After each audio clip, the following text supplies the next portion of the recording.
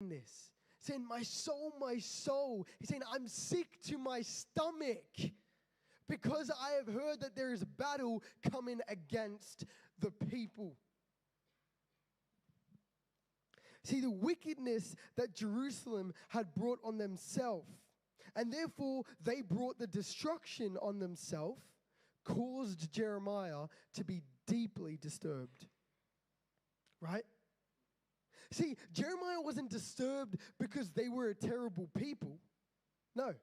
Jeremiah wasn't sick to the stomach because of the wickedness.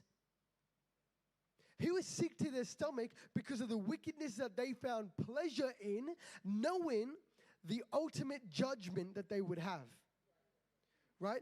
He wasn't sick to his stomach because they were a wicked people. He was sick to his stomach because of the judgment that they would face one day. Right? Even though they were all evil, Jeremiah felt awful for what they were about to face. But why would justice break the heart of a prophet? That doesn't make sense. Right? Why would justice? These people have done nothing but evil, right? They are guilty, right? Justice is this war that's coming against them. So why would this prophet feel awful about justice? Jeremiah's heart broke because the Lord's heart was broken, right? But how do we know that God's heart was broken in this? Because it doesn't seem like that. God's sitting here saying, now there's going to come destruction on this nation. Right? So what do you mean God's heart is broken? Because we see the broken heart of Jeremiah when he's sitting there, oh, my soul, I'm sick to my stomach, right? But where's God's broken heart? See, throughout the Bible, we are reminded again and again that the Lord does not pleasure in our pain. The Lord never pleasures in our pain, in our suffering, right? See, if we jump back to Jeremiah 4:14, right, which says, O Jerusalem, wash your heart from wickedness that you might be saved, right? God asked them to turn from their wickedness. But why? Why is God asking them to turn from their wickedness? Well, what's wickedness going to bring on them? Right? Wickedness is going to bring destruction upon them. That the individuals, that their families, that the nation will be destroyed. Right? Yikes. That the nation will be destroyed. And this brings heartbreak. Great heartbreak. Once again, it might not seem like it, but I'm going to show you another verse soon. See, the Lord wants them to turn away from this not only because of the pain it will cause them, but the pain it will cause him. Now, Genesis 6, verse 5 to 6. Right? If you guys want to write that down or open it up. I got my paper bookmarks here. Genesis 6, verse 5 to 6 says this. Then the Lord saw that the wickedness of man was great in the earth, and that every intent of the thoughts of his heart was only evil continually. And the Lord was sorry that he had made man on the earth, and he was grieved in his heart. See, this verse, these two verses come before the flood, right? The flood that kills everyone on earth except for Noah and his family and the animals, right? But this flood is killing everyone. Once again, there is destruction. But we see clearly in this verse, in verse 6, it says, and the Lord was sorry that he had made man on earth, and he was grieved in his heart. He was grieved in his heart. This destruction didn't bring God pleasure. It didn't bring him joy. He was grieved. Even though in verse 5 it says, every thought that they were having was evil. Everything they did was evil. They were evil continually. God's heart still grieved for them. So if God's heart and the prophets' hearts, if their hearts broke for the rebellious, why don't ours? Why don't ours? How many of us have prayed the prayer, Lord, break my heart for what breaks yours? I mean, we even sing it. I'm not going to sing it because I'm a terrible singer, right? But we say, Lord, break my heart for what breaks yours. But are we truly living in that? See, because when people hurt God, his heart was broken for them. For them. And yes, this shows the incredible love of God, the unconditional, unwavering love of God, that even when you rebel against him, his heart breaks for you. Wow, what an amazing love. But I want to highlight how this calls for changes in the way we live. Right? So when was the last time? When was the last time you heard someone lie and you hurt for them? When was the last time you heard someone swear and you hurt for them? When was the last time you saw somebody commit any sin? When was the last time you saw someone struggle with their sexuality and you hurt for them? For them.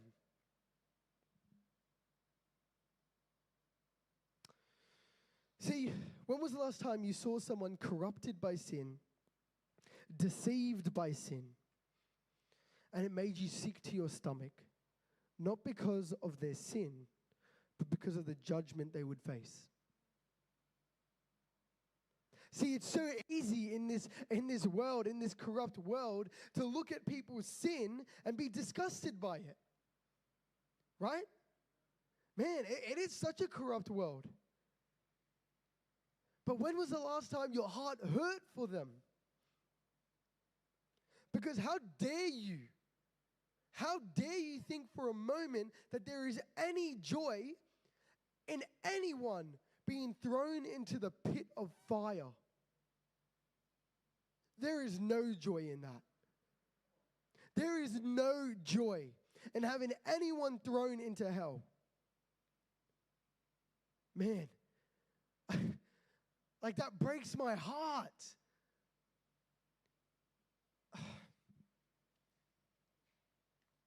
The sheer thought of anyone in your life, anyone you know, ending up in hell should break your heart. It should make you sick in the stomach, right? Doesn't matter how much wrong they've done against you. If you guys here know the deep pain that hell brings, I wouldn't want that for anyone. And I know you guys wouldn't either. I know sometimes when we get caught up in the pain, when we get caught up in the moment of heartbreak, it's easy to give the silent treatment, right? It's easy to say, I don't care what happens to them. They can go to hell. I'll go to hell. Right? But when we go away and we come back to right thinking, man, I don't want that person to go to hell. Man, there's going to be like gnashing of teeth, like, oh my days, I don't want anyone to go there. And if you don't get sick to the stomach when thinking about that, or you're finding it hard to, I'm going to put it in another way. When God leaves the 99 sheep to go after the one, are you praying that God will find them? Or are you praying that they will remain lost?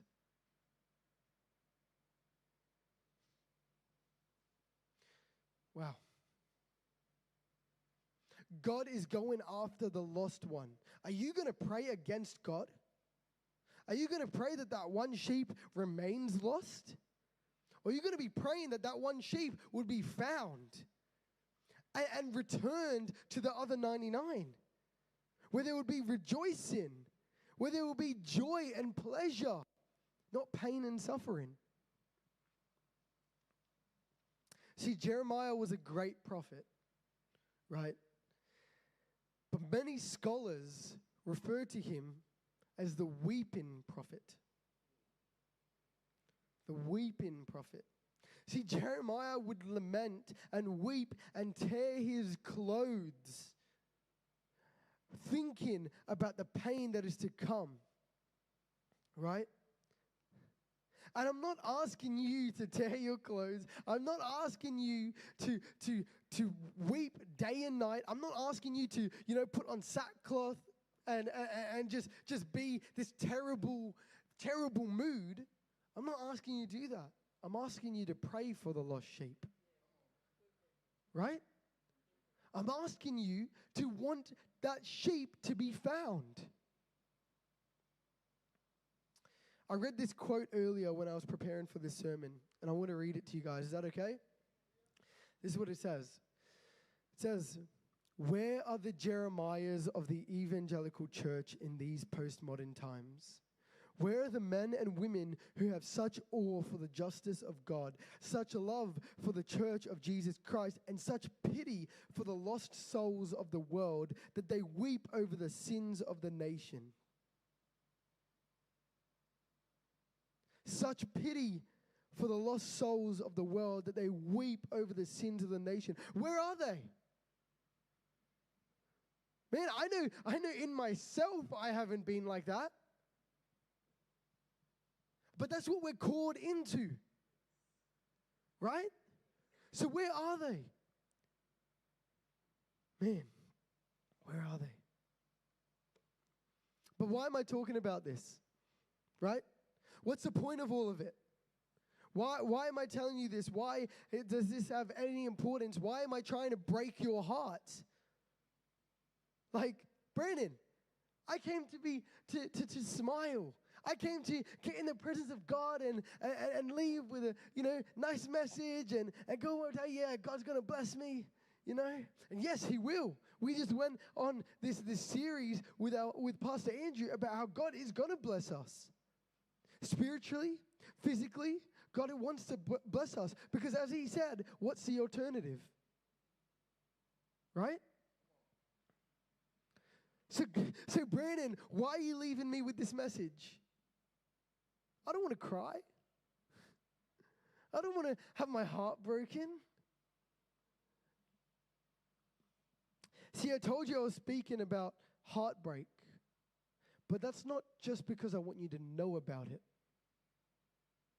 Right? I want you to be transformed by it.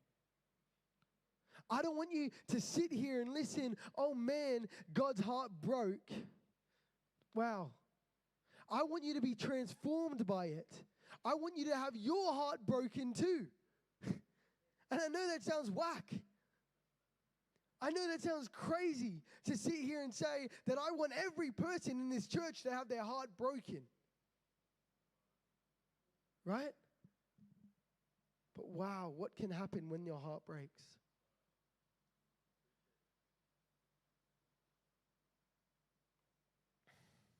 What I'm really saying when I say I want your heart to be broken is I want you to be more like Christ. That sounds better, doesn't it? But what does that mean, be more like Christ? I mean, there are so many aspects of Christ. And I couldn't go through every single one in one sermon. No one could. Unless it was some, 20-hour sermon. Shout out to Paul. People falling out of windows. Yikes, right?